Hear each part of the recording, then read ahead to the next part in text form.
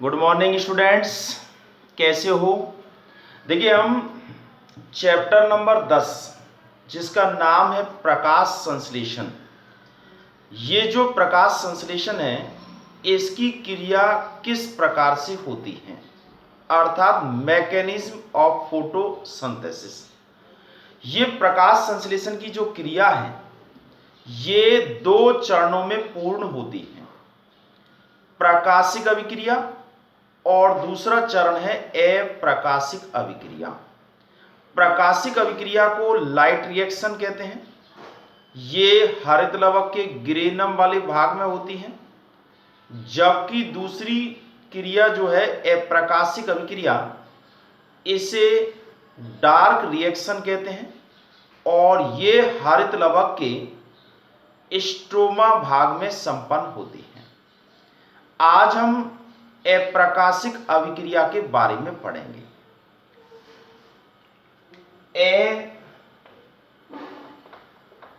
अप्रकाशिक अभिक्रिया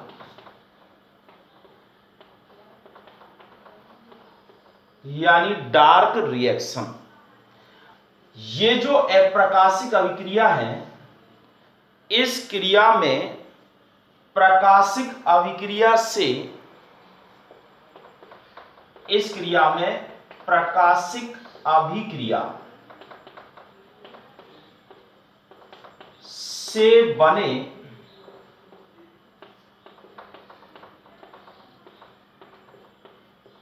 एटीपी व NADPH2 अणुओं का उपयोग करके कार्बन डाइऑक्साइड का स्वांगीकरण एवं अपचयन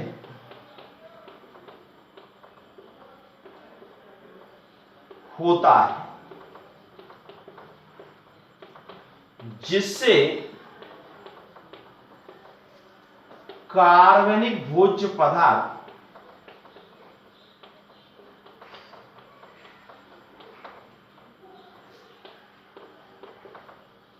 कार्बोहाइड्रेट अर्थात ग्लूकोज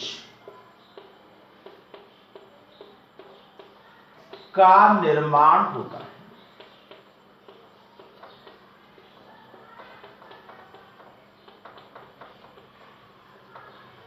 अर्थात इस क्रिया में कार्बोहाइड्रेट का निर्माण हो रहा है और वो किसके द्वारा हो रहा है, कार्बन डाइऑक्साइड के स्वांगीकरण एवं अपचयन के द्वारा।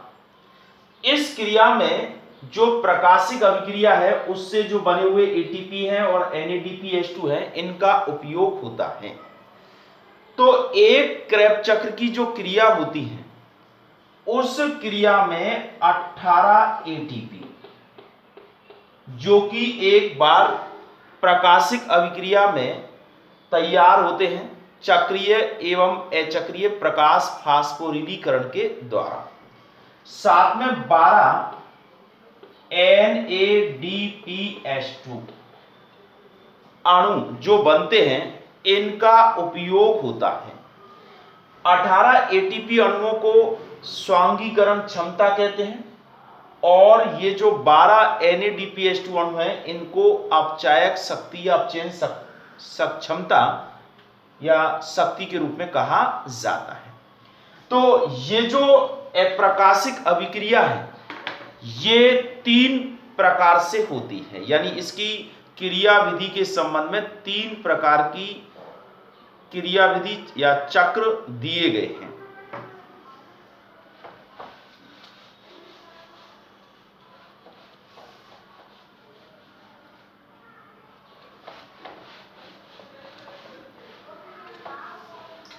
इसमें एक तो सबसे पहला है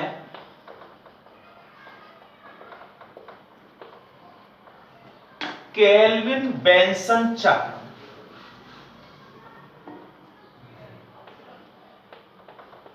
केल्विन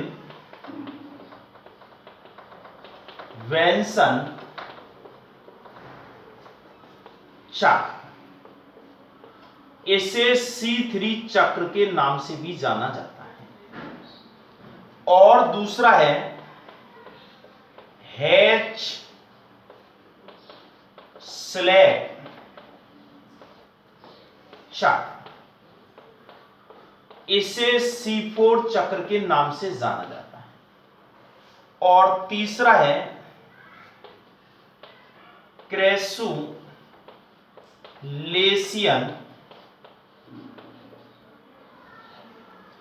आम्ल उपापचय चक्र, इसे CAM साइकिल कहा जाता है। तो ये अप्रकाशिक अभिक्रियाएं जो होती हैं वो 3 प्रकार से होती हैं। यहां हम सबसे पहले बात करेंगे केल्विन बेंसन चक्र की, क्योंकि सबसे पहले इसी केल्विन बेंसन चक्र के बारे में खोजा गया था।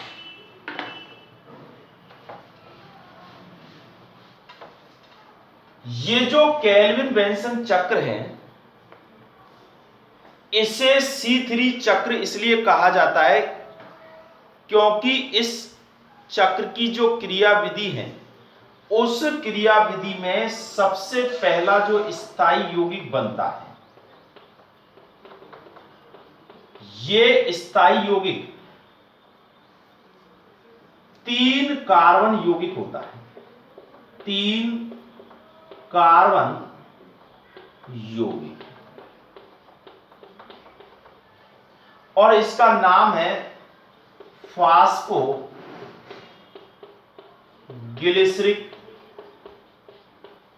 अम्ल, जिसे PGA कहते हैं, फास्फोग्लिसरिक अम्ल कहते हैं। ये जो केल्विन और उसके जो साथी थे बेंसन, इसके अलावा कुछ और साथी भी थे, इन्होंने मिलकर के एक पादप था, शैवाल कह सकते, क्लोरेला शैवाल।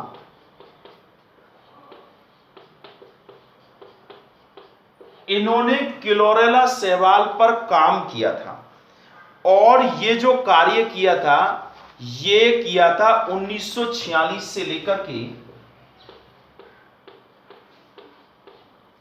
और 1953 तक कार्य किया। तो इन्होंने इस क्लोरेला नाम के शैवाल पर प्रयोग किया, और प्रयोग करने के बाद इस केल्विन चक्र की क्रियाविधि के बारे में विस्तार से बताया। और इन्होंने कहा कि पहला बनने वाला स्थायी जो यौगिक है, ये 3 कार्बन यौगिक होता है। इन्होंने जिस विधि को काम में लाया गया था, वो है रेडियो एक्टिव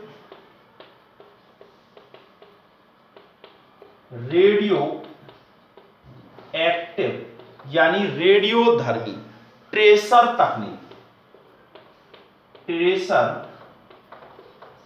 तकनीक का इन्होंने प्रयोग किया। और इस महत्वपूर्ण कार्य को करने के लिए इन्हें 1991 का नोबेल पुरस्कार प्राप्त हुआ था। ठीक है, अब हम बात करेंगे कि ये जो क्रियाविधि होती है वो किस प्रकार से होती हैं, किस प्रकार से केल्विन चक्र की क्रियाएं चलती हैं। ठीक है, तो यहां ध्यान रखिएगा, केल्विन और उसके साथियों ने दिया था, और क्लोरेला नाम के शैवाल पर प्रयोग करते हुए दिया था। रेडियो एक्टिव ट्रेसर तकनीक को इन्होंने अपनाया था, और 1946 से 1953 के बीच में प्रयोग किए गए थे। और इस चक्र में बनने वाला पहला स्थायी यौगिक 3 कार्बन यौगिक होता है, जिसका नाम है फास्फोग्लिसरिक अम्ल। अब हम पढ़ेंगे केल्विन बेंसन चक्र की क्रिया विधि, कि ये क्रिया होती कैसे है। हाँ देखिए, ये जो केल्विन चक्र है, इसमें क्रिया विधि किस प्रकार से चलती है। तो ये केल्विन चक्र की क्रियाविधि का एक पूरा चित्र बना दिया है हमने।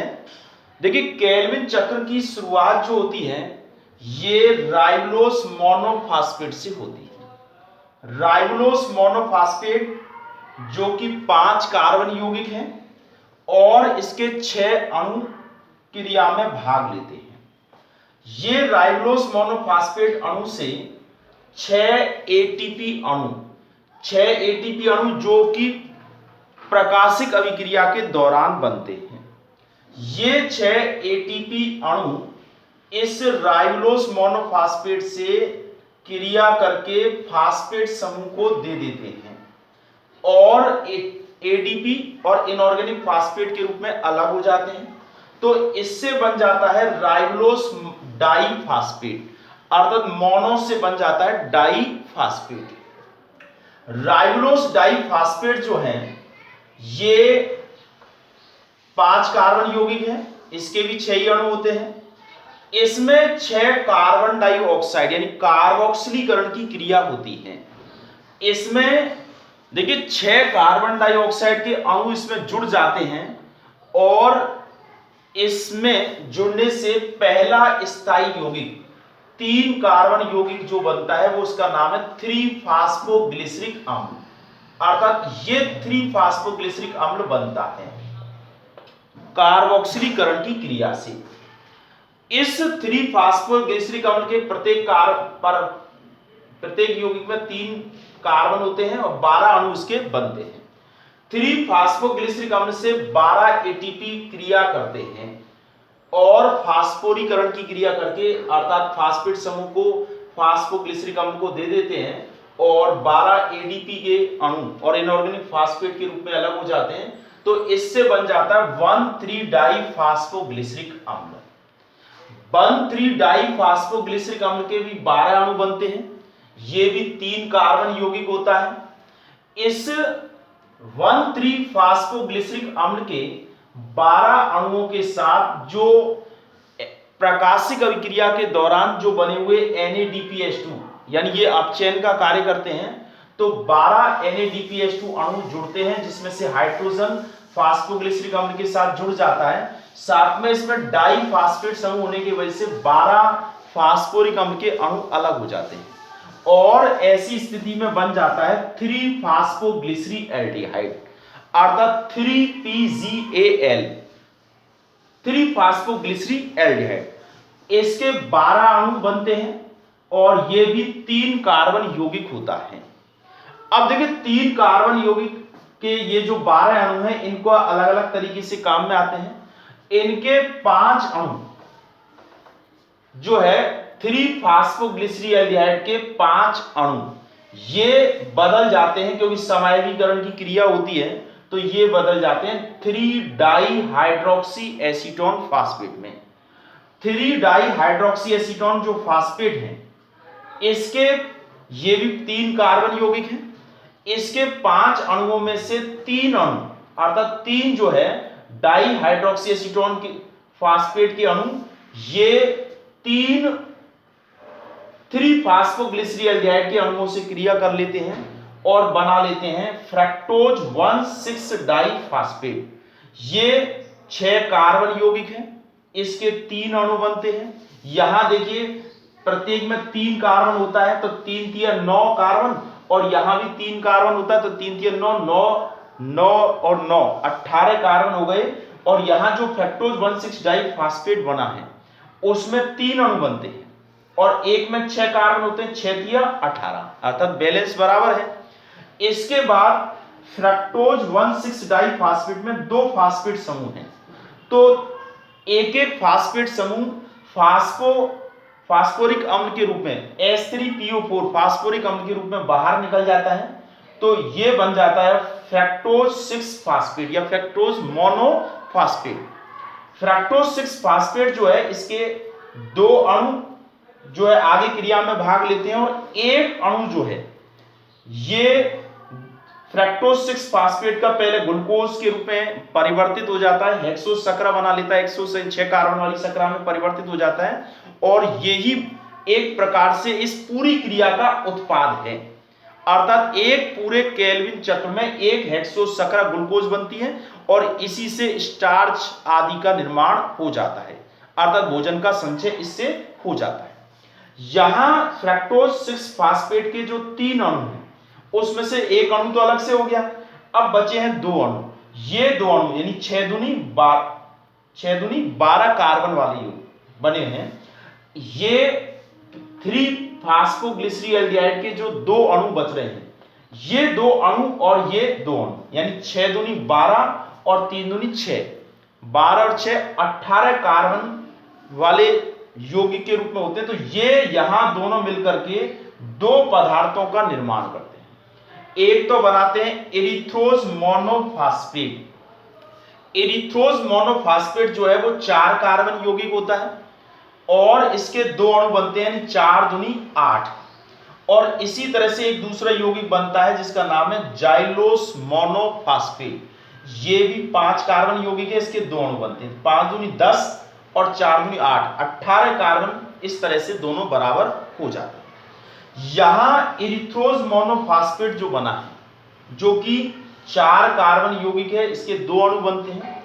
ये जो 3 डाई हाइड्रोक्सी एसीटोन फास्फेट के जो 2 अणु बच रहे हैं, 5 में से 3 तो इधर काम आ गए, 2 बच रहे हैं, ये इससे क्रिया करके और बना लेते हैं सीडोहेप्टुलोस डाइफास्फेट। और सीडोहेप्टुलोस डाइफास्फेट जो है ये 7 कार्बन यौगिक है। तो ऐसी स्थिति में यहां 4 दूनी 8 और 3 दूनी 6, 8 और 6 14 कार्बन यौगिक के रूप में, यानी यहां पर ये जो सीडोहेप्टुलोस डाइफास्फेट है ये 7 कार्बन यौगिक है और इसके 2 अणु बनते हैं, यानी 7 दूनी 14 पूरा हो जाता है। सीडोहेप्टुलोस डाइफास्फेट में 2 फास्फेट समूह, ऐसी स्थिति में 2 फास्फोरिक अम्ल मुक्त हो जाते हैं और ये डाई से मोनो बन जाता है, अर्थात सीडोहेप्टुलोस मोनोफास्फेट। ये 7 कार्बन है, वही पहले की तरह 2 अणु है। इसके दोनों अणु ये 3 फास्फोग्लिसरील्डिहाइड के जो 2 अणु हैं उनसे मिलकर के, यानी 2 अणु जो है प्रत्येक में 3 कार्बन है, 3 दूनी 6, यहां 7 दूनी 14, 14 और 6 20, अर्थात ये दोनों मिलकर के 2 यौगिकों का निर्माण करते हैं। एक तो बनता है जाइलोस मोनोफास्फेट। जाइलोस मोनोफास्फेट जो बनता है वो 5 कार्बन यौगिक होता है, अर्थात 5 दूनी 10। और दूसरा जो बनता है वो राइबोस मोनोफास्फेट, ये भी 5 कार्बन है, राइबोस मोनोफास्फेट 5 दूनी 10, 10 और 10 20, अर्थात दोनों का बराबर। इस तरह से यहां ये पुनः पूरी क्रिया हुई है, अर्थात हेक्सोसकरा का निर्माण हो गया है और एक प्रकार से राइबोस मोनोफास्फेट की पुनः उत्पत्ति हुई है। और 2 अणु इसके जाइलोस मोनोफास्फेट के जो इधर से बने, 2 अणु ये जाइलोस मोनोफास्फेट के जो इधर से बने और राइबोस मोनोफास्फेट के 2 अणु, ये तीनों ही 5-5 कार्बन यौगिक हैं और ये आपस में मिलकर के, और जहां से हमने शुरुआत की थी राइबोलोस मोनोफास्फेट की, राइबोलोस मोनोफास्फेट वो वापस उसी रूप में तैयार हो गए हैं। तो इस प्रकार की जो पूरी प्रक्रिया होती है, इस पूरी प्रक्रिया में क्या हुआ है, देखिए इसमें प्रकाशिक अभिक्रिया के दौरान बने हुए जो 18 एटीपी हैं, उन 18 एटीपी में से देखिए 6 एटीपी तो यहां काम आ गए, 6 और 12 यहां काम आ गए, 12 और 6 18 एटीपीओ का उपयोग हो जाता है। साथ में इस पूरी क्रिया में 6 कार्बन डाइऑक्साइड के अणु काम में आते हैं और 12 NADPH2 के अणु काम में आते हैं। और इस क्रिया से बाकी की सभी चीजें तो क्या है, पुनः उत्पन्न हो जाते हैं, लेकिन एक ग्लूकोज का या कह सकते हैं हेक्सोसकरा के अणु का निर्माण इस क्रिया से हो जाता है। तो इस तरह से ये केल्विन चक्र की क्रिया विधि है। इसे एक बार आप अच्छी तरह से देख लीजिएगा किस तरह से ये होती हैं। और इसे नजदीक से देख लीजिए।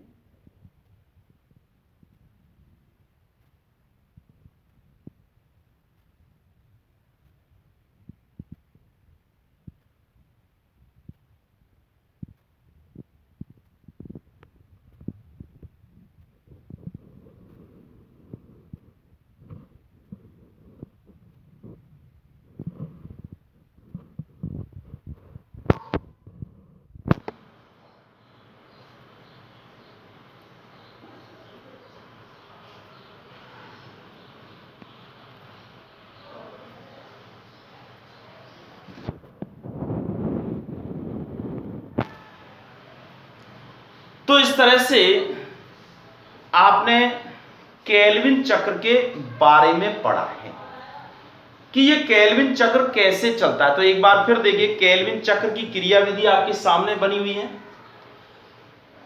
इस केल्विन चक्र में ध्यान दीजिए, केल्विन चक्र की जो खोज की गई थी केल्विन नामक वैज्ञानिक, उनके सहयोगी थे बेंसन और कुछ साथियों के द्वारा की गई थी।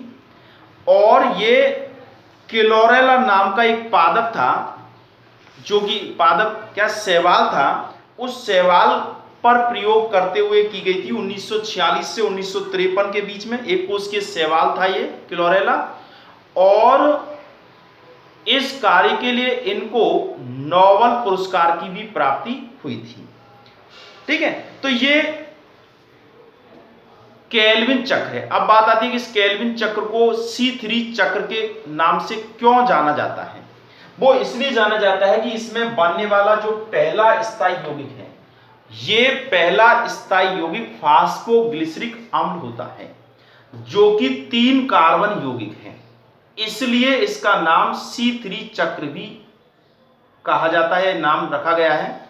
और केल्विन ने इसकी खोज की, इसलिए केल्विन चक्र भी इसको कहा जाता है। ठीक है, तो ये इसमें इनपुट और आउटपुट क्या हुआ है। इनपुट जो हुआ है ये 12 NADPH2, 18 ATP, 6 CO2 यानी कार्बन डाइऑक्साइड, और इससे प्राप्ति हुई है एक कार्बोहाइड्रेट या यूं कह सकते हैं हेक्सोसकरा, जो कि ग्लूकोज के रूप में इसकी प्राप्ति होती है। ठीक है, तो इस तरह से ये केल्विन चक्र की क्रिया विधि है। अब हम बात करेंगे कि दूसरा जो चक्र है वो है H-Slack चक्र। तो कुछ वैज्ञानिकों का ये मानना है कि इसमें बनने वाला जो प्रथम स्थायी यौगिक है, ये 3 कार्बन यौगिक ना होकर के 4 कार्बन यौगिक होता है, जिसका नाम है ऑक्सैलोएसिटिक एसिड। तो ऐसी स्थिति में उनके द्वारा ये जो C3 चक्र की जो क्रिया विधि है उसमें कुछ परिवर्तन किया गया है, और उसे जो है C4 जो है नाम दिया गया है, C4 नाम। ठीक है, अब हम इसको पढ़ने के बाद में आज का होमवर्क देंगे। आप इस चित्र को अच्छी तरह से बना लीजिएगा। देखिए, इसमें संक्षेप में भी इस चित्र को बनाया जा सकता है, अर्थात इस चित्र में सबसे पहले फास्फोरीकरण की क्रिया कहते हैं। तो इसमें ये दोनों जो प्रक्रम है वो फास्फोरीकरण हुए हैं। यहां कार्बोक्सिलीकरण हुआ है, यहां पर ये अपचयन हुआ है, यहां पर इसकी पुनः उत्पत्ति हुई है, यहां उत्पाद की प्राप्ति हुई है, और इस तरह से ये चक्र जो है वो चलता है। ठीक है, अब हम इसके होमवर्क के बारे में बात करेंगे। तो होमवर्क नोट कर लीजिए, चित्र आपने बना लिया। इसको हटा देता हूं, चित्र को देखिए।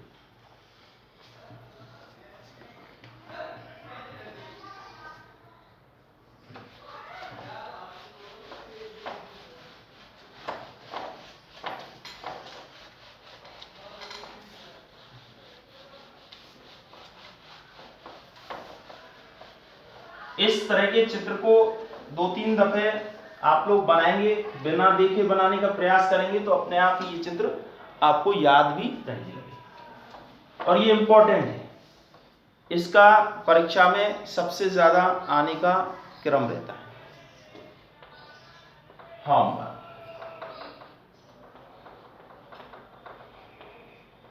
क्वेश्चन नंबर 1, केल्विन चक्र में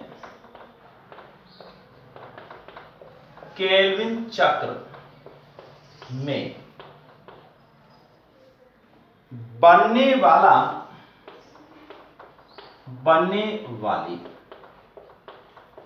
केल्विन चक्र में बनने वाली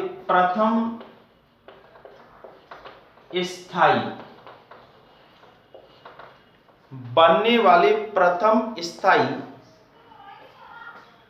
यौगिक का नाम लिखिए।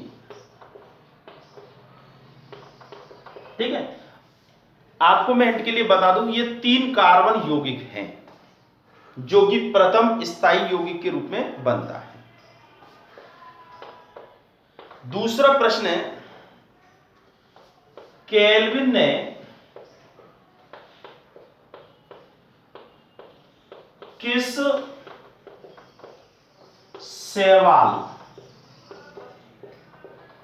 पर प्रयोग करते हुए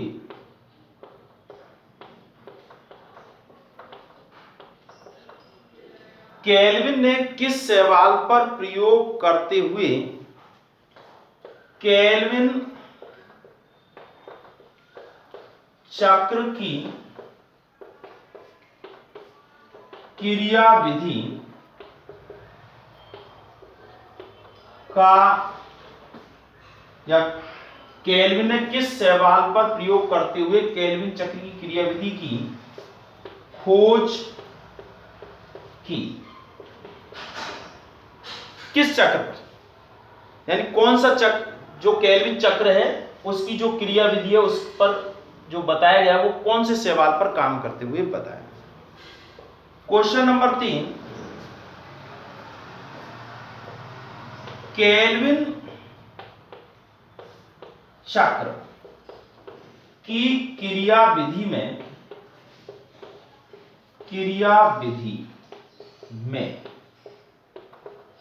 कितने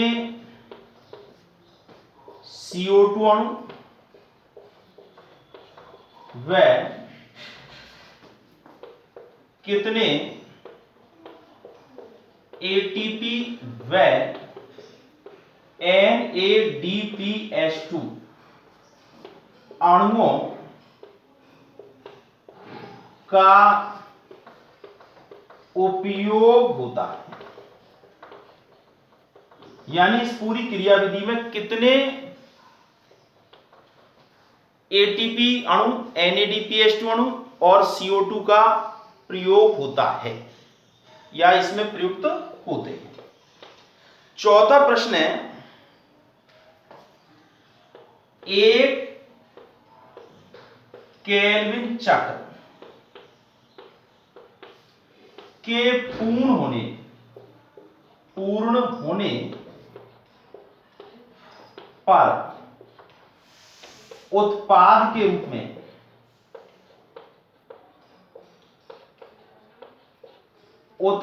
के रूप में कितने हेक्सोज शर्करा ऑब्लिक ग्लूकोज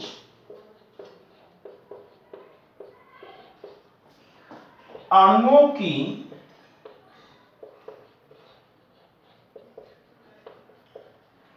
प्राप्ति होती है?